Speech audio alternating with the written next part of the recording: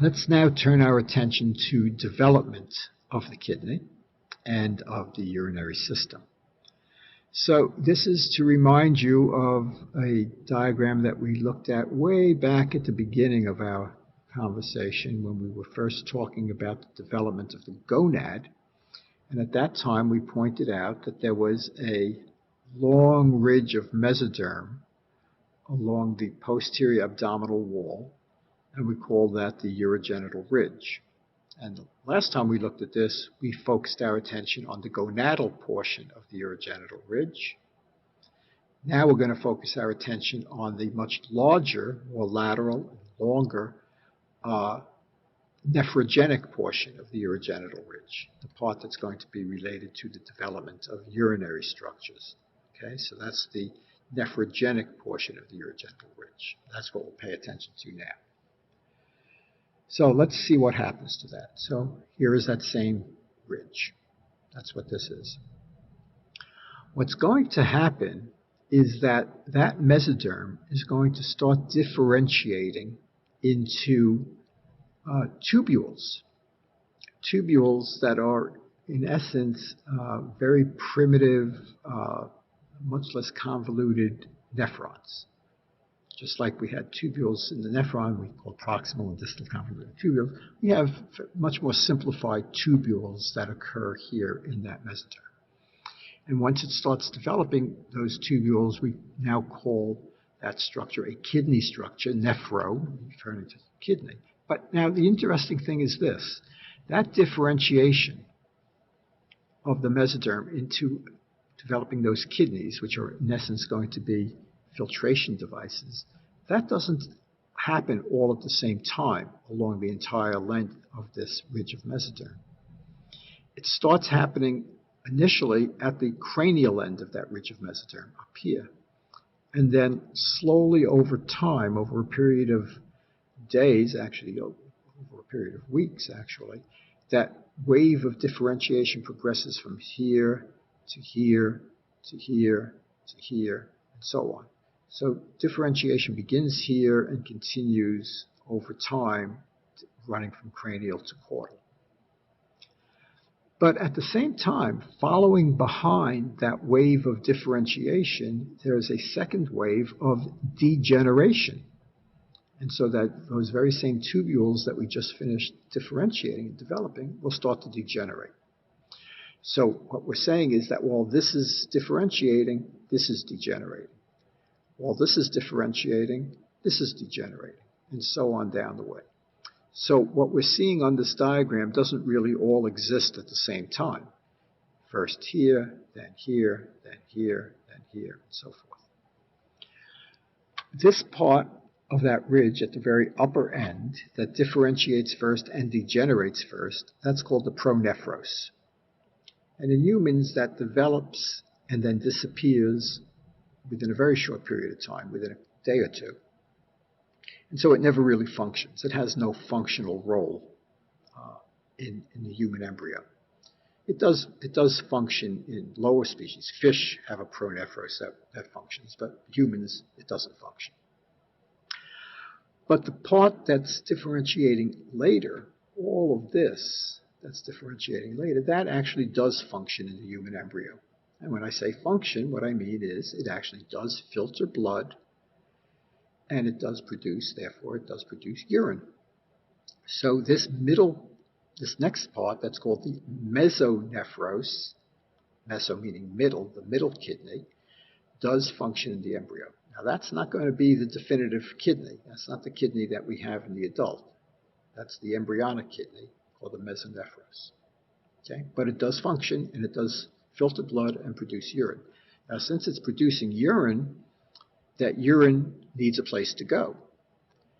And so we see that developing in that same ridge of mesoderm, along the edge of that ridge of mesoderm, there's a duct that develops.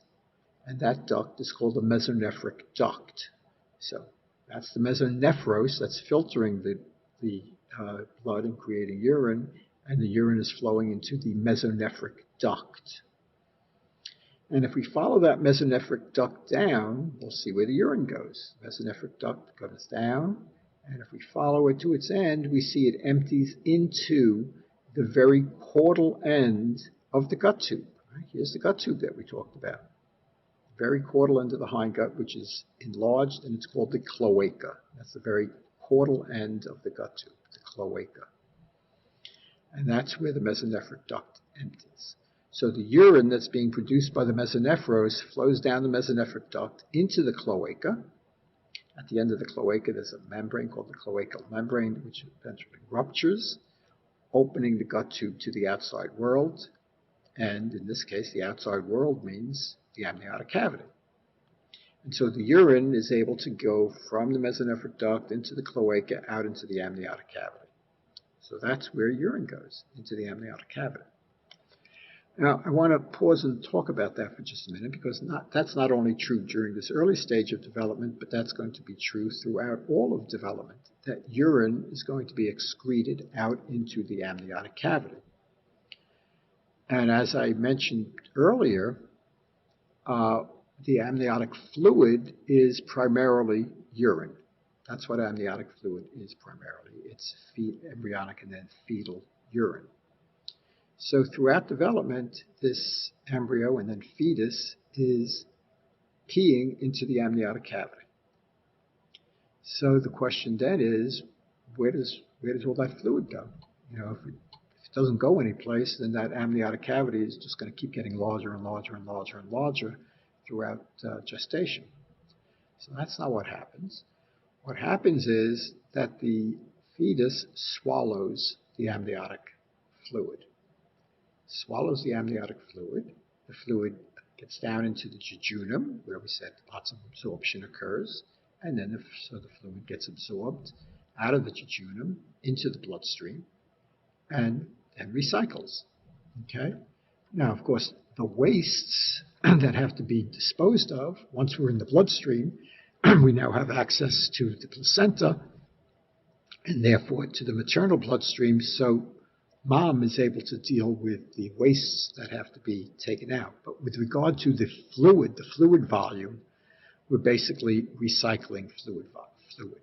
Okay? Peeing into the amniotic cavity, swallowing it back out of the amniotic cavity, bringing it down into the GI tract, particularly to the jejunum, and then absorbing it back into the bloodstream.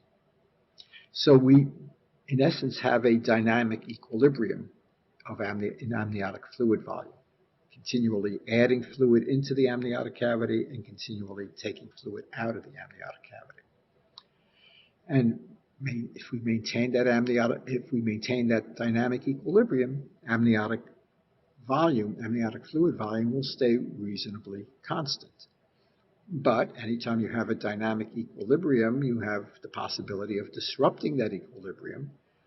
And if we disrupt that equilibrium, you can end up with either too much or too little amniotic fluid. So let's talk about that for a moment. When you have too little amniotic fluid, that's called oligohydramnios. And when you have too much or more than normal amount of amniotic fluid, that's called polyhydramnios. So what we're saying is oligohydramnios means abnormally reduced volume of amniotic fluid. Well, why is there an abnormal reduction in amniotic fluid? We'll come back and understand that. This means an abnormal increase in amniotic fluid. Well, why do you have an increase? Let's come back and talk about that. So if you have an abnormal reduction of amniotic fluid, that would suggest that perhaps the fetus is not urinating into the amniotic cavity with normal amounts of urine. That would suggest that you're not producing normal amounts of urine, or you're not passing normal amounts of urine. So that would be suggestive of either renal agenesis, absence of kidneys, or urinary tract obstruction, so that the urine is not getting out into the amniotic cavity. So what we can say is that oligohydramnios, reduction of amniotic fluid in the mother, is very suggestive of a renal system defect in the fetus. a renal system defect in the fetus. Okay?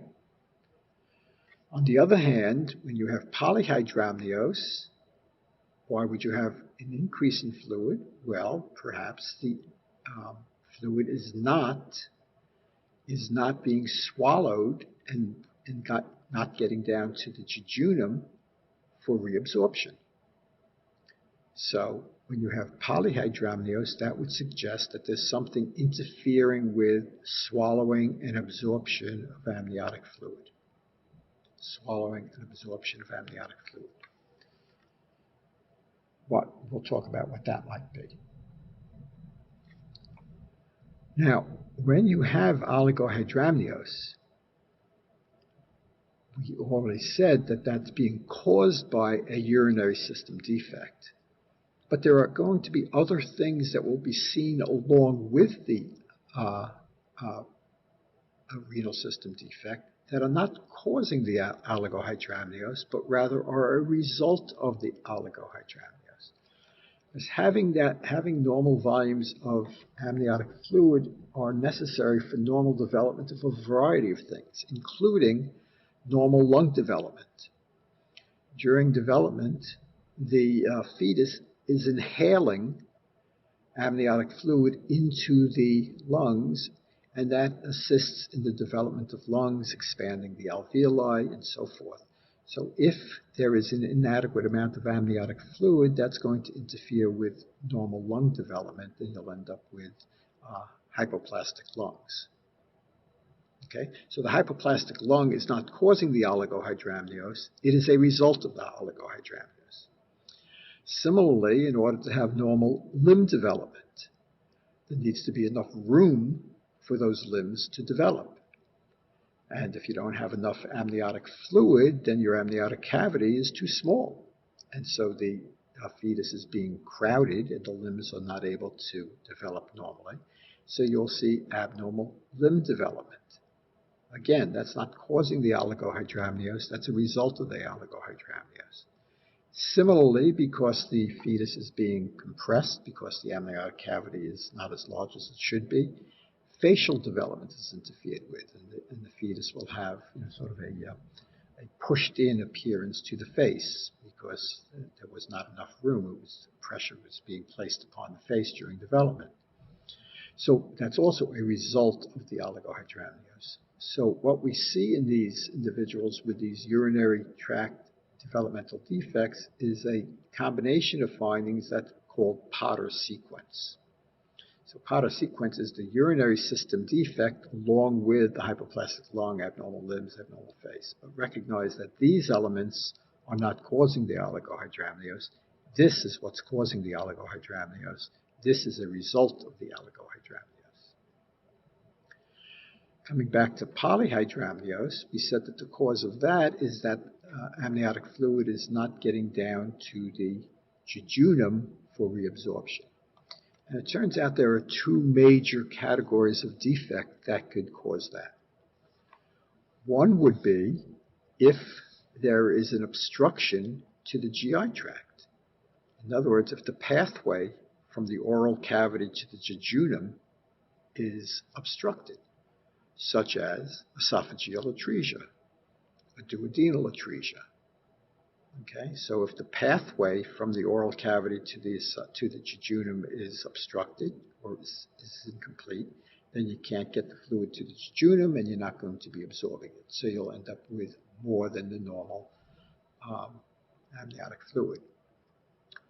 On the other hand, if the pathway from the oral cavity to the jejunum is perfectly patent and fluid could pass through, but if the fetus is unable to coordinate the reflexes necessary for swallowing, then you're not going to get the fluid down into the GI tract because you need to have those complex series of swallowing reflexes to accomplish that.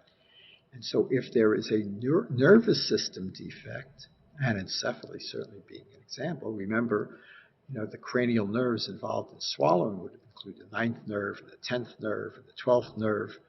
Okay, all of those nerves have to be functional in order to coordinate the actions of swallowing. So if you can't do that, again, you're going to end up with too much amniotic fluid. So while we said oligohydramnios is suggestive of a renal system defect, polyhydramnios is suggestive of either a GI tract defect or a central nervous system defect. Okay, so let's get back to our story. So we said that this mesonephric duct is carrying the urine down into the cloaca and then out into the amniotic cavity. And we said that this mesonephros is going to be degenerating. And before it finishes degenerating, we better replace it with something else that's serving the kidney function. And so what we see is that at the very caudal end of that ridge of mesoderm, right, at the very caudal end of that ridge of mesoderm, there's another section that's going to be called the metanephros, or the metanephric blastema, the metanephric mass. All means the same thing. This mesoderm down here. And that is what's going to end up becoming the definitive adult kidney. So we need to take a look to see how that happens. So we're going to eventually be replacing the mesonephros with the metanephros to become the adult kidney. So let's take a look at that a little bit later in development. So on this diagram, here's that mesonephros. Here's the mesonephros. There's that mesonephric duct. And here is that metanephric blastema that is going to replace the mesonephros. We'll talk about how that happens in just a second. But first, let's just think about something. Once we have lost the mesonephros, is there any reason to have a mesonephric duct? If the job of the mesonephric duct is to carry urine from the mesonephros to the cloaca, if you don't have a mesonephros, do you need a mesonephric duct? And the answer is no, you don't. And so what happens is, in females, when the mesonephros degenerates, the mesonephric duct, for the most part, degenerates as well, because you don't need it. But in males, when the mesonephros degenerates, the mesonephric duct does not degenerate. It is retained. Why is that? Well, let's jump back a couple of slides to understand why that is. Remember that right next to where the mesonephros is developing is where the gonad is developing. Right? The mesonephric duct would be right out along here. There's where the gonad. And in the male, the gonad is a testis. In the male, that testis needs to have a ductus deferens. It needs to have a duct.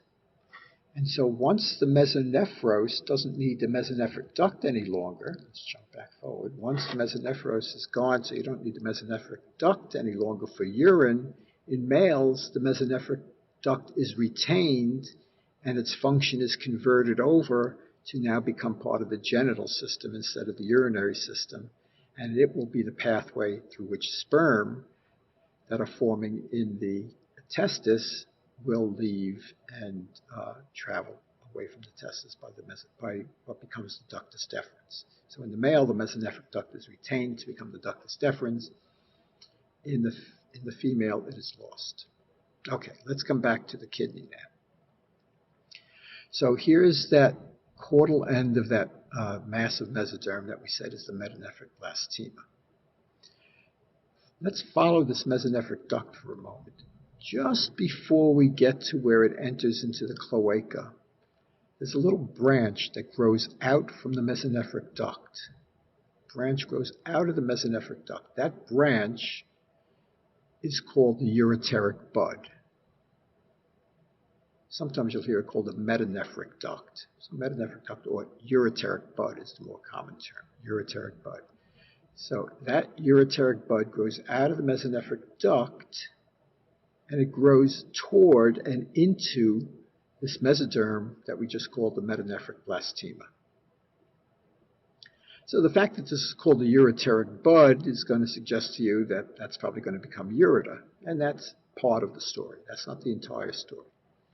A very important part of the story is that that ureteric bud has an important job to do. When it grows into this metanephric blastema, into this mesoderm, it induces that mesoderm to differentiate into nephrons into, in essence, to differentiate into the filtration portion of the kidney.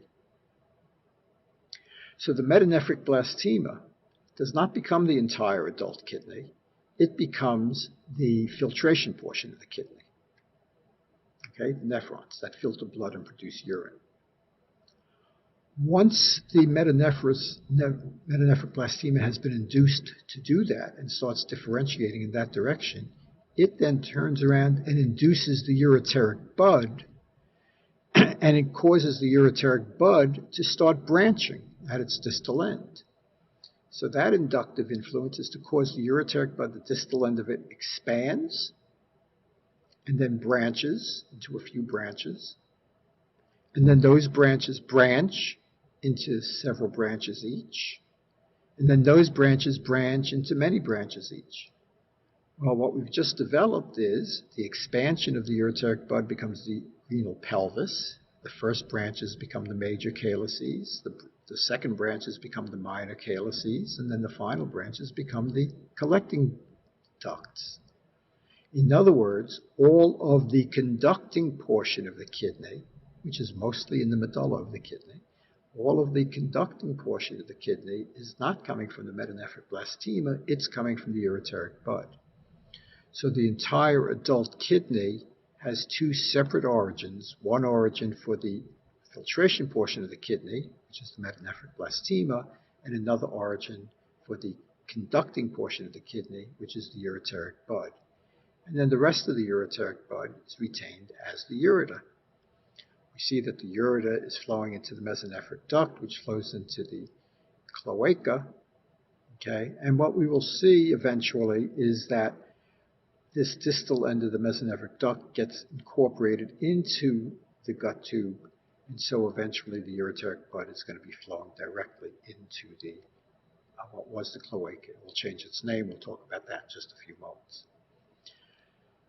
So recognize that there's this really important mutual or reciprocal inductive relationship. First, the ureteric bud induces the metanephric blastema to become the filtration portion of the kidney, and then the metanephric blastema induces the ureteric bud to become the conducting portion of the kidney. That means that if you don't have a ureteric bud growing to and inducing the metanephric blastema, you're not going to develop a kidney. And so it's pretty well understood now that the absence of a kidney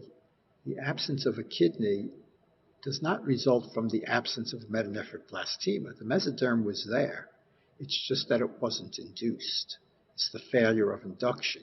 The ureteric bud did not grow into and induce the metanephric blastema.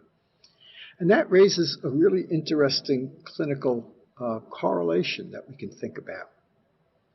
Remember, we said that the mesonephric duct in the male gives rise to the ductus deferens. That means that if you don't have a mesonephric duct on one side, you're not going to have a ductus deferens if you're a male on that side. So let's think of a scenario in which a physician is examining a man who seems to be perfectly healthy. He's married, has a couple of children, has never had any medical problems. And in the course of this examination, the physician examines the man's scrotum and palpates for the spermatocord and finds that although you can palpate a spermatocord a ductus deferens on one side and one spermatocord, there is no ductus deferens in the other. The ductus deferens is palpable because it's got a very thick muscular wall, so you can feel it. And so the physician notices that there's no ductus deferens on one side in this man. The man never knew that, never had any fertility problems, because after all, you don't need to have two testes and two ductus deferens to be fertile. And so he's never had any problems. He's missing a ductus deferens. Okay. And the physician says to the patient, I think we ought to image your abdomen because I have a concern that you might be missing a kidney on the same side that you're missing a ductus deferens. And the man has never had any urinary issues because Remember, you don't need to have two kidneys, right? One kidney will serve you just fine. But you'd like to know if you're missing a kidney. The question is, why would the physician be suspicious of the possibility of a missing kidney because he's missing a ductus deferens? What's the relationship? And the relationship is that the ductus deferens came from the mesonephric duct. Well, if there's no ductus deferens, that suggests there was no mesonephric duct. If you don't have a mesonephric duct, then you can't have a ureteric bud, because that grows out of the mesonephric duct. If you don't have a ureteric bud, then you can't induce the metanephros to differentiate into a kidney. And so you're going to have the absence of a kidney. So the absence of the mesonephric duct leads to the absence of a ureteric bud, which leads to a failure to form a kidney. And that's what the relationship is. Okay, let's come back to where all of this urine is going. So we have all of this emptying into the cloaca, this caudal end of the gut tube. What's going to happen is this cloaca is going to get subdivided into a front part and a back part by this shelf of mesoderm, this ridge of mesoderm called the urorectal septum. This ridge of mesoderm that we see here is going to grow down toward the cloacal membrane. That's the cloacal membrane. This is going to reach that. It's going to grow down like that and thereby divide this cloaca into a front part and a back part. When it does that, the front part will be called the urogenital sinus, and the back part will be called the anorectal canal. The anorectal canal.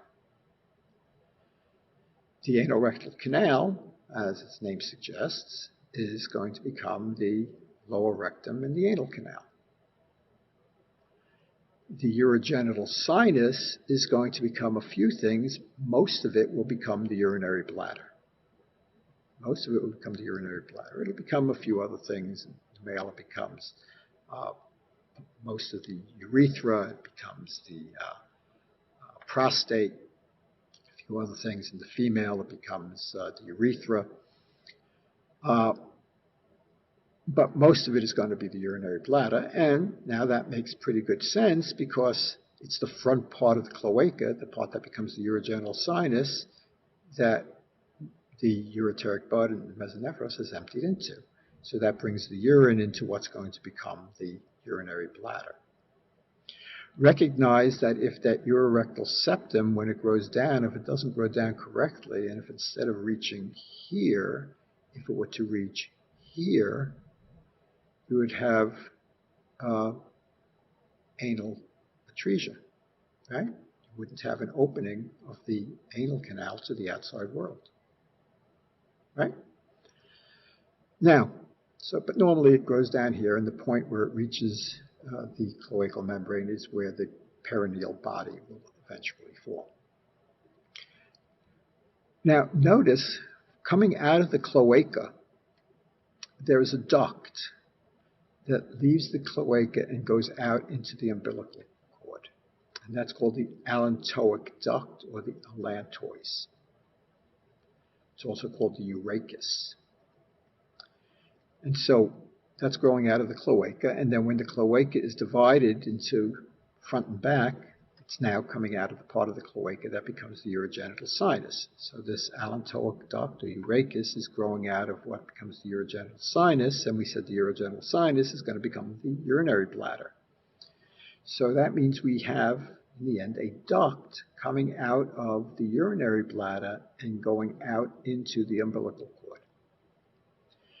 Now that serves no function at all in the human fetus. Okay, it does have a function in lower species and amphibia, but it doesn't have a function in us. It's a vestigial structure. And as such, not a big surprise, it normally just fuses and becomes just a fibrous cord. And so in a normal adult, you'll find this little fibrous cord going from the dome of the bladder up the abdominal wall right to where the umbilicus is. And it's called the median umbilical ligament. Okay, it's just the fibrous remnant of this allantoic duct, or urachus. But, you know what I'm going to say next, if it normally fuses, that means sometimes it doesn't. And so if this doesn't fuse, you're going to have a baby born with a patent communication from the urinary bladder out into the umbilical cord. And then when you cut the umbilical cord, you now have an open communication to the outside world. Okay? And since that's a patent communication of what we just said can be called a urachus, it's called a urachal fistula. A urachal fistula. And what you would find there is that urine would therefore escape from the bladder and appear at the umbilicus. So the appearance of urine at the umbilicus is telling you that there is a urachal fistula, okay, a failure of the urachus to fuse. And obviously you can have partial failures of fusion, so instead of having a fistula, you could have urachal cysts somewhere along the length.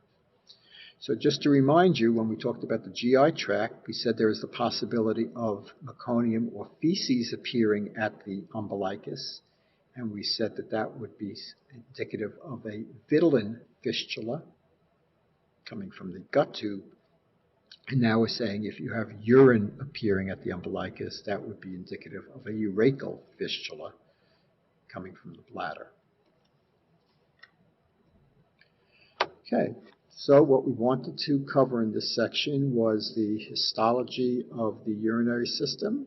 We did that, focusing on the kidney. And then we looked at the adult anatomy and the embryonic development of the urinary system.